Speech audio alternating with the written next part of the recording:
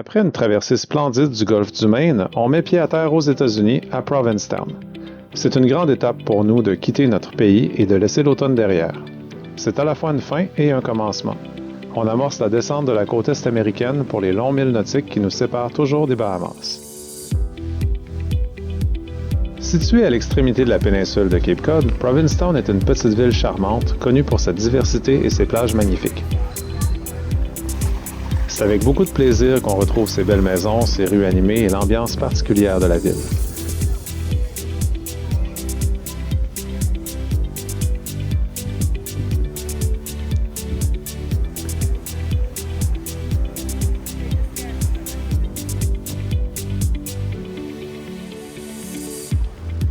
On saisit aussi l'occasion de se dégourdir les jambes avant l'arrivée du mauvais temps. On explore les longues plages et les dunes, dans les sentiers, ou pas. On peut faire des affaires.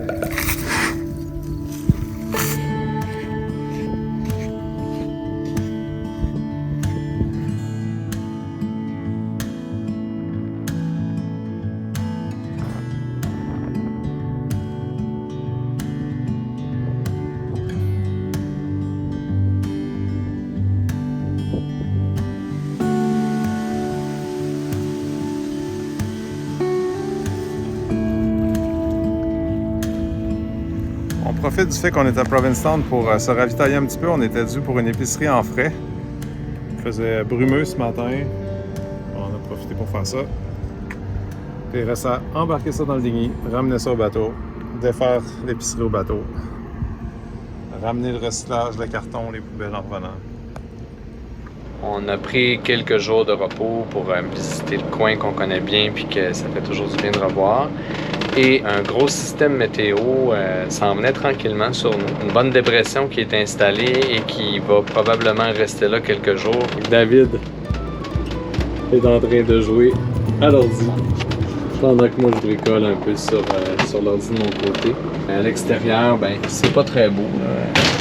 En fait, en plus de la pluie qui a commencé tantôt, il y a des bons vents qui est installé à 20-21 nœuds, des fois on a des rafales à 25, ça souffle pas mal. C'est super trippant. Puis, ben, comme on n'a pas de solaire, ben, je suis poigné par la génératrice. Voilà, ça je fais mal ça. On a du vent, mais on n'a pas trop de vagues. Donc, le plus gros qu'on a à date, c'est de la vague d'à peu près un pied. On attend notre fenêtre pour continuer, pour aller faire un tour un petit peu plus au sud encore. Bien l'impression que ça risque d'être l'une de nos nuits les plus venteuses. On a du vent de 25-30 nœuds. Que ce soir, on va dormir là pour pas trop se faire brasser. Ça a l'air de ça, deux gars, que ça fait je sais plus combien de jours qu'ils sont enfermés dans la grotte du bateau. Puis jeudi, puis là on est samedi. Fait que jeudi, vendredi, samedi. C'est notre troisième journée à bord de Horus à temps plein. On profite de l'intérieur du bateau puis du chauffage pour essayer de rester le plus au sec possible. On a hâte de débarquer. Pas bien de belles images de ce temps-là, à part de la grisaille puis de la pluie. Après une semaine sans pouvoir bouger, la météo coopère un peu plus et on enchaîne les navigations pour se rapprocher de notre prochain objectif, Port Washington, près de New York. Pas trop le temps de visiter dans les prochains jours, on avance.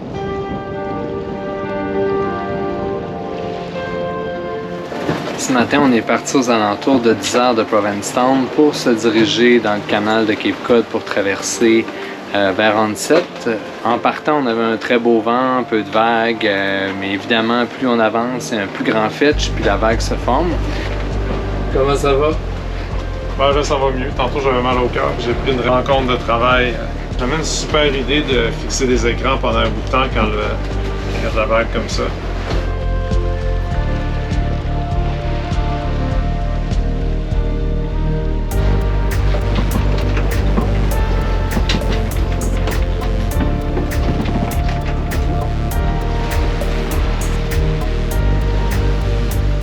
Toujours des petites passes un petit peu plus stressantes. Rentrer ici, ça brassait. Là. On avait vraiment de la mer croisée, de la mer qui monte, puis un gros vent dans le dos.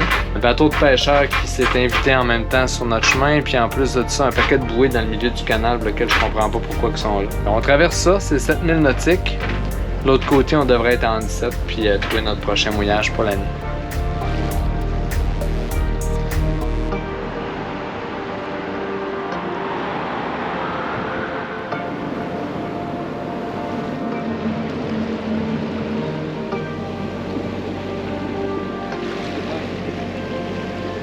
On est en train de battre des records de vitesse avec Horus. On fait plus que 9 nœuds avec le courant dans le canal qui nous pousse. Content de l'avoir avec nous et non contre nous. Bon, ben on est enfin rendu à Onset. Pas évident de trouver un mouillage ici, il y a du monde en tabarnouche. David vient de nous setter l'ancre pour ce soir. Oh, c'est pas chaud! Ça, c'est le vent frais du Québec.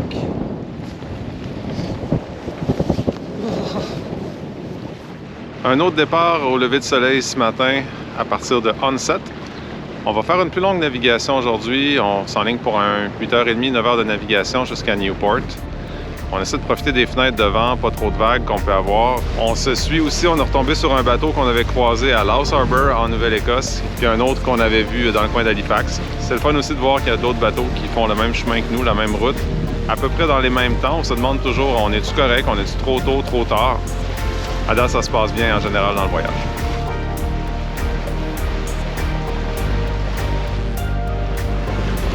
Toujours rester entre les bouées rouges et vertes dans des petits coins comme ça.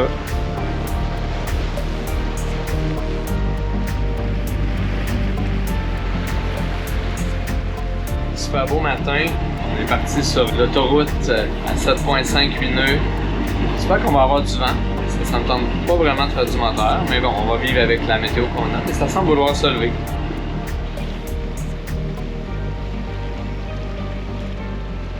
En arrivant à Newport, on fait le plein de diesel et d'eau et on se met à la recherche d'un mouillage. La baie est remplie de bateaux comme on n'a encore jamais vu.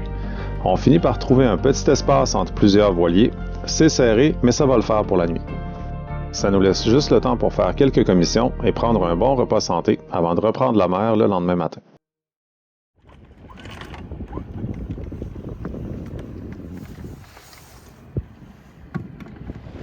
Là, aujourd'hui, on est parti de Newport. On s'en va à Black Point, dans le Connecticut. C'est une navigation d'à peu près 45-47 000 nautiques. Ce matin, ce que je me suis donné comme objectif, c'est de garder une navigation confortable malgré les vagues puis le vent au portant.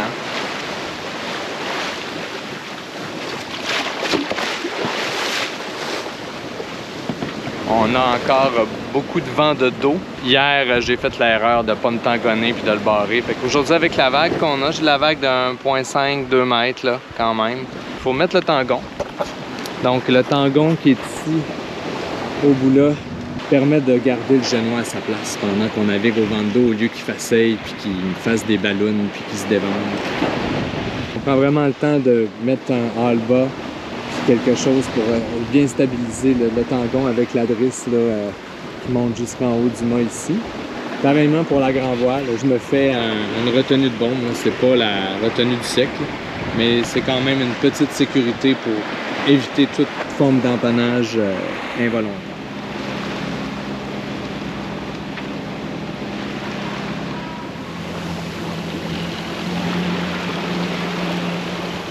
On est arrivé à notre choix de mouillage premier à Black Point.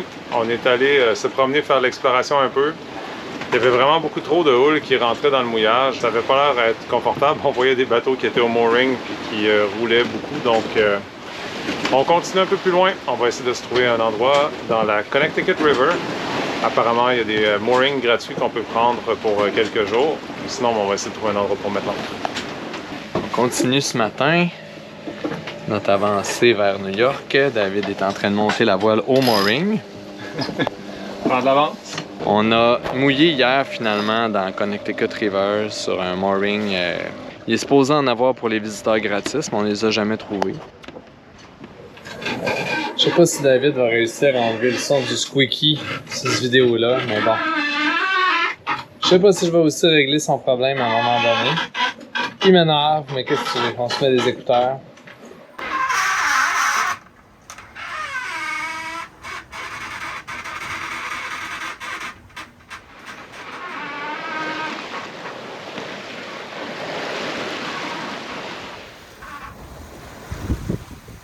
On arrive à Port Jefferson après une journée de navigation eau près et pluvieuse, mais quand même confortable. On va essayer de se trouver un coin pour s'ancrer. Il y a vraiment beaucoup de bateaux dans ce coin-ci, puis dans les autres mouillages où on était avant. Ça change la game de la Nouvelle-Écosse où on était tout seul dans des baies. Ici, être tout seul, c'est juste impossible. Les côtes sont bondées de monde partout. Juste pour me faire mentir. la place en masse. Puis avec nos amis de Kensuke, on va être seulement 4 bateaux. Quand même pas si mal. Aujourd'hui, on prend une petite journée de congé de voile. J'ai décidé de faire la passe à Squeaky. J'étais écœuré de l'entendre quand on navigue des heures de temps, fait que j'ai commencé à le démonter.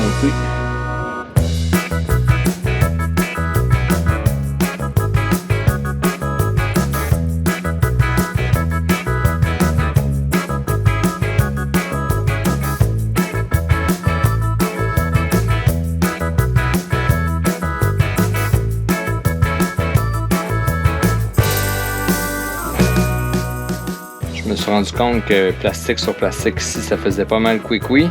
Ça, c'est un peu lousse. Je vais essayer de le resserrer un peu pour que ça aille mieux. Dans le truc du moteur ici, ça avait l'air encrassé puis jammé. Fait que là, je l'ai nettoyé comme il faut. Je vais voir ce que ça donne. Puis, je vais remonter ça tranquillement après ça pour voir comment ça fonctionne. Je pense que j'ai réussi à régler le problème à Squeaky. Magnifique. Ça va faire du bien aux oreilles de tout le monde. Une fois la réparation faite, on prend le reste de la journée pour se reposer un peu, aller marcher et préparer la navigation de demain.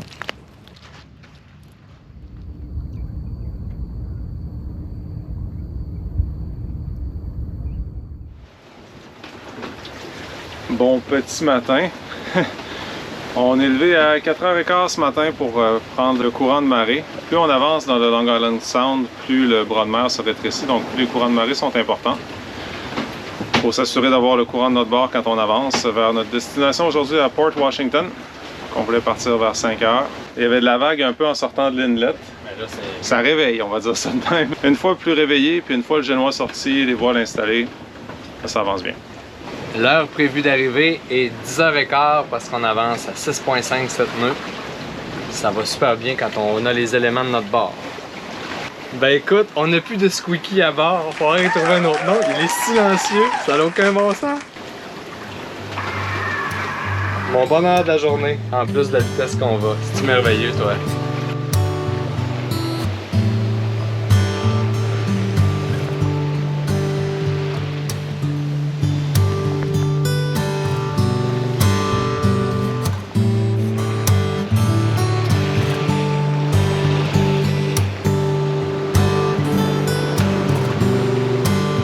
Une petite navigation matinale d'à peu près 35 000 nautiques qui s'est super bien passée à 6 nœuds avec l'aide du courant et du vent. On aperçoit au loin New York. Dans les prochains jours, on va aller se promener dans ce coin-là. On va probablement laisser le bateau à Port Washington, prendre le train pour se rendre en ville, c'est moins compliqué. Une belle journée pour visiter New York aujourd'hui, sous la pluie.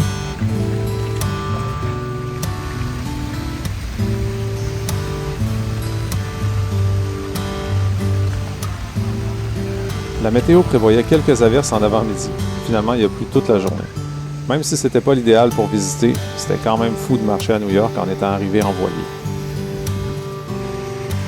Après des mois à toujours voir l'horizon au loin, l'immensité et la hauteur des édifices est impressionnante et même un peu déroutante.